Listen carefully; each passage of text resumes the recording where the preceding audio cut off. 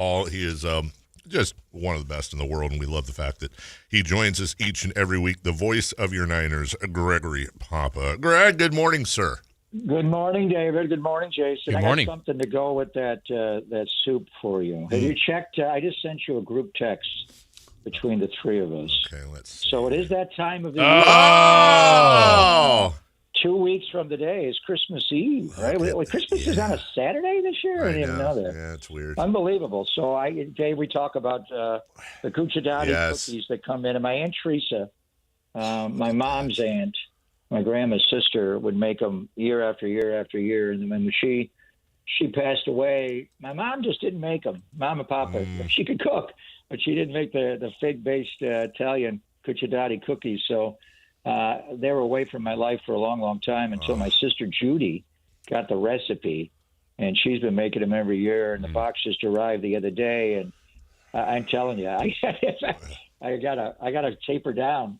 What do we got? The 12 nights before Christmas? Yeah. I've already started. 12 pounds before Christmas. Those look good. 12 cucciadati cookies every night. You know, we'll count it down. They're so good. Here's- It's a little sugary. Yeah, that's Not great okay. for cancer. Cancer likes sugar, but I haven't had the transplant yet, so probably going to have to take them off my diet. But she said, can I make them this year? I know you're not supposed to have sugar. I'm going to make one exception. Those coochie. And they're heavy, but they're figs. They're stuffed with figs. good. Which is so like the big fig Newton. Yeah. Then you got Italian Yeah. deliciousness, and it's just amazing. So You know, there you go. in all your conversations with all the people that love you, including us, with everything you're going through, I'm not sure anyone has ever broached you know what the bright side is, though, Greg, of everything, but I'm going to try. Is the bright side, if there is one, I imagine you're getting a ton of really good food, though. You're getting, because you've shown me pictures. Yeah. Well, I got Matt Mayoko delivering me food from a great bodega we have here in the East Bay, Marucci's. My son loves it. So Former coach of the Niners. Not married, but I think I seen Steve behind the counter with an apron on, and he's a good Italian. So, and then I told you about the Muffalettos. Yes. The New Orleans Saints sent me that, and I'm getting all kinds. You know what's great is Gold Belly. You know, I'm getting a lot of food from Buffalo, from my hometown. I'm getting. We have something there called a Bocce's Pizza, which is a square pizza. It was never really my favorite, but people there think they love it in Buffalo, so they've been sending me that and chicken wings and all kinds of things. And I'm getting stuff from all over the country. So, yeah, I when you have cancer, you're supposed to lose weight. That doesn't happen yet. I did lose 20 pounds in 3 days. Whoa. And that was scary. Yeah. So I was scared. So I haven't even been on chemotherapy yet, Jay. So I just started eating the hospital food, which wasn't that bad. And I'm maintaining my weight. And then when I do go in for the bone marrow transplant, there's no doubt that I'm going to lose a lot of weight. And that's going to be pretty hardcore. But no, I think I'll load up maybe right before they start the radiation, the 3-day of heavy chemo before the transplant. I'll take one last bite. Yes. And maybe I'll just hold it right down. One last bite for then, by the way. They're hard to nibble on. You just gotta, and they're a little big to hold. Yeah, but with my big mouth, I can get them. But they are delicious. So my sister Judy, who, by the way, and I told you my brother was a 12 for 12. Yeah. A perfect match for the donor. And my sister Judy, my baby sister, also a 12 for 12, perfect match. So nice. She's saving my life literally, and she's keeping me strong with the cucciadati cookies. Is that just like a tin of them? I mean, that looks amazing. It's a vat. It is a tin. It is a tin of them. So I don't know how many. Watching that football game last night, I don't know how many when you said 10, I thought you said 10. maybe with football I went 11 on 11. What's going on with Baker Mayfield? I don't. Is that the same guy we saw early in the year beat us, and they're chanting MVP, MVP, and he went to Seattle and beat Seattle. That Seattle defense, they scored 38 points in that game, and they scored a little bit last night, but he does not look comfortable in the pocket at all. Wow. And then obviously their head coach went off last night. Yeah. I mean, beyond all the F-bombs, what was he saying? Guys don't care. Guys are not prepared. Is that what he's saying? Pretty much, yeah. So, and it's a long season. When we played them early in the year, and Fred Warner got hurt on October the 12th, we thought, wow, they're good. Are they better than the Niners? Now we've lost Fred, and on top of losing Nick and all that, and then you flash forward. So that was October the 12th. Today is December the 12th.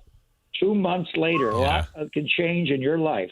Who's the better football team right now? The San Francisco 49ers or the Tampa Bay Buccaneers? And the Niners have been up and down and all around, but I don't think anyone on that coaching staff ever called out his team the way Todd Bowles F-bombed his team. What was he saying? Right. They don't care. They're not prepared. They don't try. What was he saying? Well, wow. And what left me thinking that about last night, Greg, was, look, we still got weeks to go for this season. The Niners have goals in front of them, and they still can win their own division. But if they don't and they get in, I think that sweet spot is to be the 5 seed, so you can play that NFC South winner if that's Tampa or Carolina. If you have to go to either of those spots, that seems to me to be an appealing draw. Yes, but here's the other concern I have with Tampa Bay losing, because somebody's going to win the NFC South. And Carolina and Tampa are playing each other 2 of the last 3 weeks of the year, Jace. They go head-to-head. Yeah. Now, more than likely it'll be a split. I mean, if Carolina wins both, Tampa's done. They can't win the division. If Tampa wins both, then they make up for it. But if they split, last night's game gives, in theory, Carolina an edge if they can beat New Orleans on Sunday. But here's my concern. I think we want Tampa Bay to win the NFC South. So if the Niners, and I'm not giving up on winning these Final Four. We haven't started them yet, but I think they could win these Final Four. Seattle beats the Rams next Thursday, and we'll talk about it next Friday on the show. It'll be the day after. And then Green Bay's just got to lose one more game, and they got to play Denver on Sunday in Denver. Good luck with that and that defense. And I don't know if Denver will score much in the game, but I think Denver will beat them. So anyway, I think the Niners could win not only the NFC West, but they could win the number 1 seed in the NFC, and we know what that means as far as a couple of home games to a home game called the Super Bowl. But if it doesn't go that way, and they have to fight for a wild card spot, the Niners do not have the tiebreaker with Tampa Bay. We lost to them 2 months ago today. The Carolina Panthers, the Niners beat. So I think we need to hope for, well, the Niners win, it will be a moot point. But if it does involve Carolina or Tampa Bay loser for the NFC South, we would rather have it be Carolina and have Tampa Bay win that division. Speaking of overcoming obstacles, which is what we talk to you about all the time, but my goodness, you mentioned Fred Warner, and you're seeing videos, you're hearing things, you're smelling smoke that Fred might actually, we may not see the last of him. Are you buying any of that? Oh, I totally. I saw his video, Fred Zone, he calls it. So Fred's a quality human being in every way, shape, and form, and he's working his ass off. And if anybody can come back from that gruesome injury, and that was in Tampa, I remember Tristan Wirf's reaction on that play was like, somebody help him. So awful. But if that happens, Jace, it's not going to be – that's why it would be amazing if you do win the number 1 seed, don't have to play wild card weekend, have 2 home games, and then bring Fred Warner back for the divisional game. Maybe that's a little early, but the way he's going, I don't know. The championship Sunday would be more likely, or the Super Bowl in February the 8th. But, but they're going to have to figure it out between then and now. And we talked about this last week. Tatum Bethune probably won't play in this game. He's not over the high ankle. I'm high on Eric Kendricks. I thought he would mix in, but he's got a little tightness in his calf, so I don't think he'll play in this game.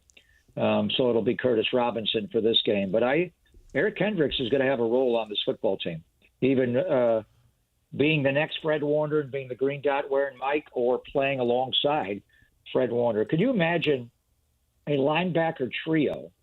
And the Niners used to have the best in football. Maybe one of the best I've ever seen when you're playing in a 4-3 and not a 3-4. When they were in a 3-4 and they had Ahmed Brooks and Alden Smith and Navarro Bowman, and Hall of Famer Patrick Willis, I think that was better than New Orleans' legendary Dome Patrol. But those were 4 linebackers, and the 2 outside guys really were rush ends. I'm talking about off-the-ball linebackers. Azeez Alshire was here, and now how good is he for the best defense in football, D'Amico Ryan's Houston Texans? And then we had Dre and Fred. Could you imagine those 3, Azeez, Fred in the middle, and and big play Dre. Oof. Now we could be looking at, if Fred does come back, Fred Warner, Mike linebacker, D. Winters, weak side linebacker, Eric Kendricks, strong side linebacker. Wow. And then the reason I bring that up is when the last time the defense just completely fell apart, and they're playing better, was the Rams game. And the Rams had those 6 touchdowns, and they ran a lot of 13 personnel that night, which is 1 running back, 3 tight ends on the field. And they wanted to trap Luke Gifford on the field. They wanted the Niners to play with 3 tight ends. If we have to play the Rams again, or Seattle likes to play double tights, even this team, Tennessee, likes to play a lot of double tights. You can put out there a group that would have Eric Kendricks and Fred Warner and D. Winters involved in that. And even if it's not Fred, you can move Eric Kendricks to Mike linebacker and figure it out. So, but that's I think Eric Kendricks is going to be not this week because he's got a little tightness in his calf, but I think he will be a factor before this is all said and done. Greg, I think one of the many great skills of Kyle Shanahan, like weeks like this where you're the favorites, considerable favorites, you're coming off a bye, like this team seems to always keep its focus. Do you get that sense with Shanahan off a bye with even more time to prepare for a team that he's even more lethal? Well, I just think they prepare every game like it's the Super Bowl. I've been around it. You cannot bring up the next week. You can privately when you're away from the team. He's not going to do that with other people listening. It's just the way they are, and it's the way they have to be. Did they do a little extra work on Tennessee because they were coming off the bye?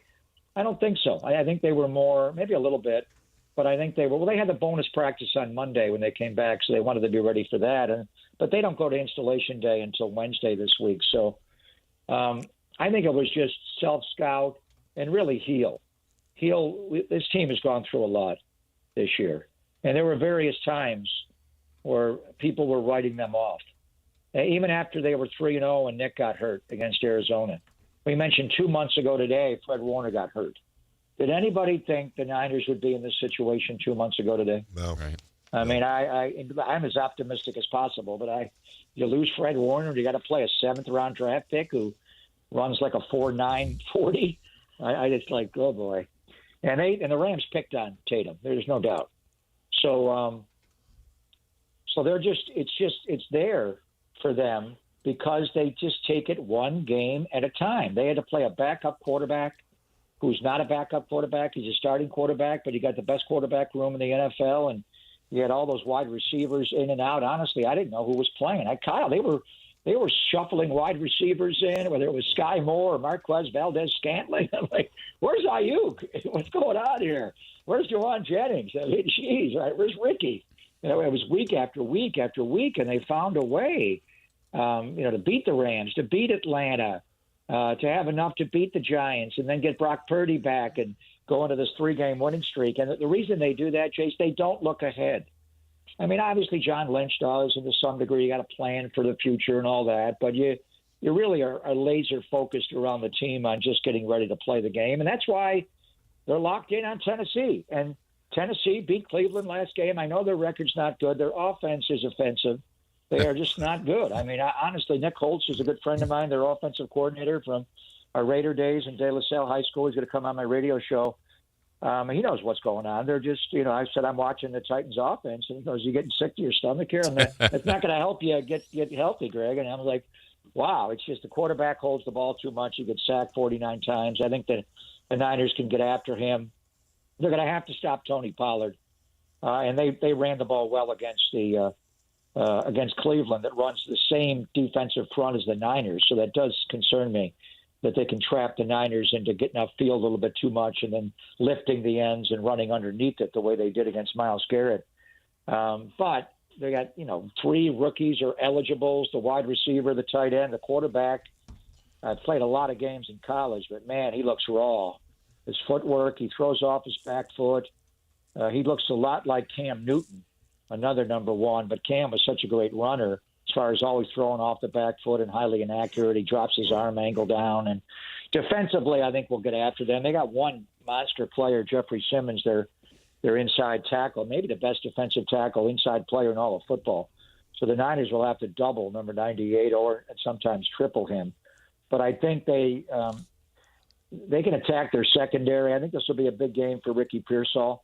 So they do take it one game at a time, and that's why they're so good, and they're not looking ahead. But I'm trying to build up, kind of like the Carolina game, trying to build up the appropriate fear.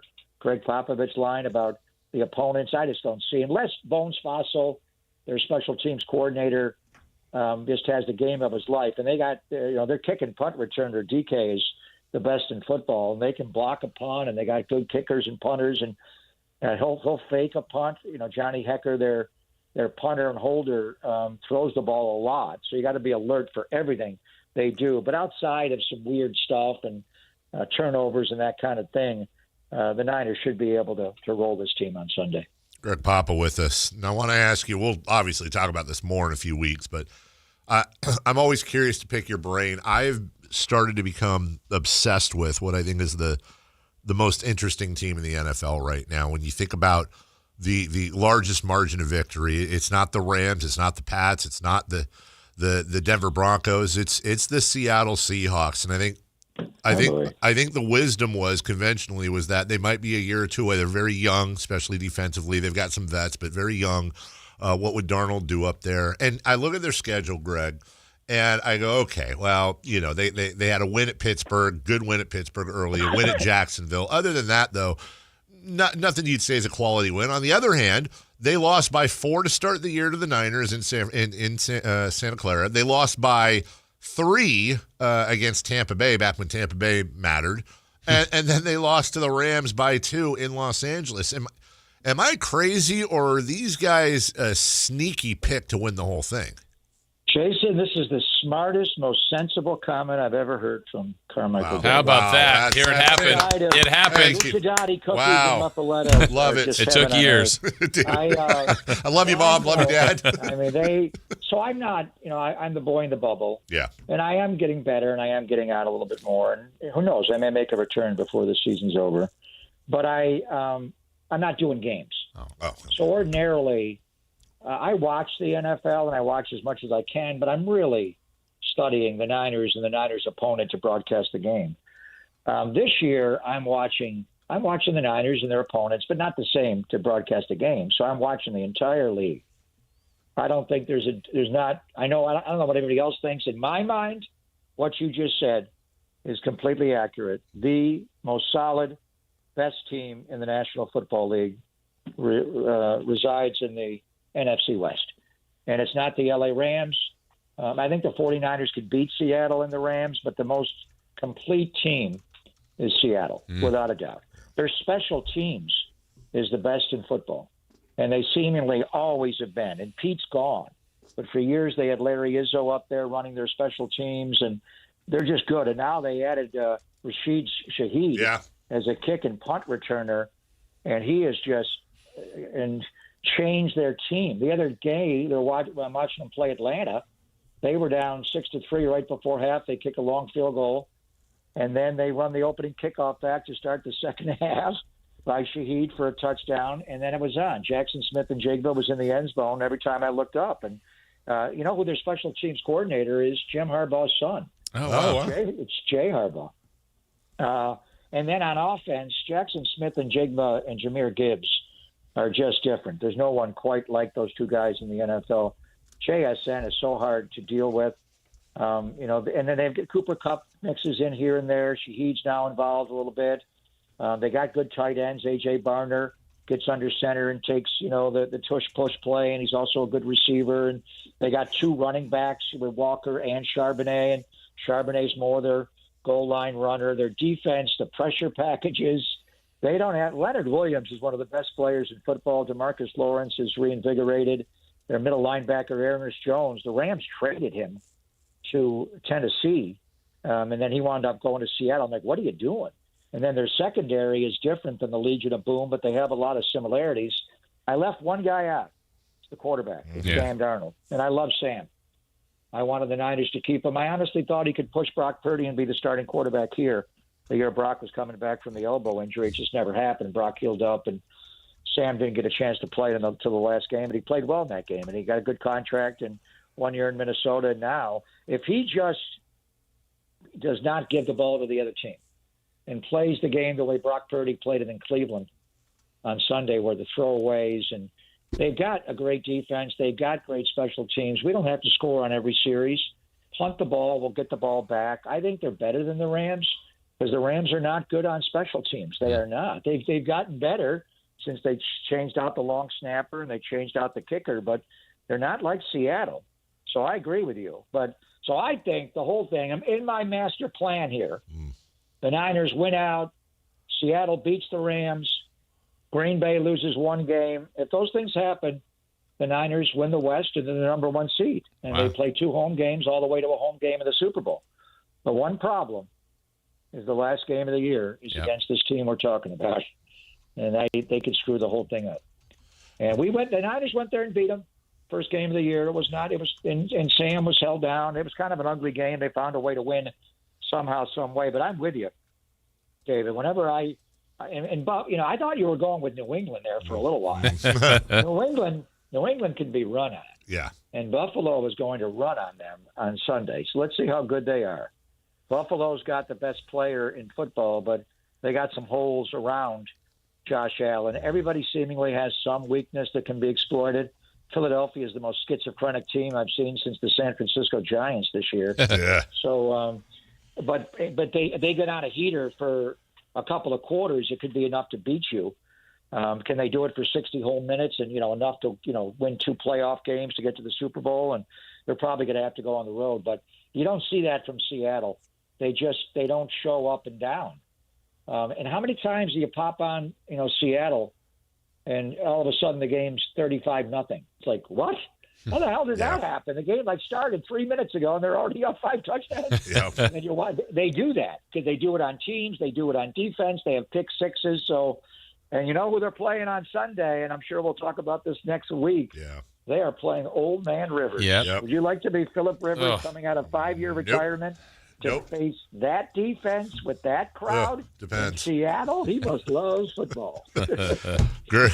Greg Papa joins us each and every week, and we look forward to talking to him as we do post-game after the 49ers and Carolina from Santa Clara 125 kickoff, and you can hear that right here on Sactown Sports. We both want a picture, I know I speak for Jason, of nothing but crumbs in that vat you have of cookies. Yeah, that's going to be a while. I got to space that out. Well, how many cookies? How many Coochie Daddy cookies are in that tin? Not enough.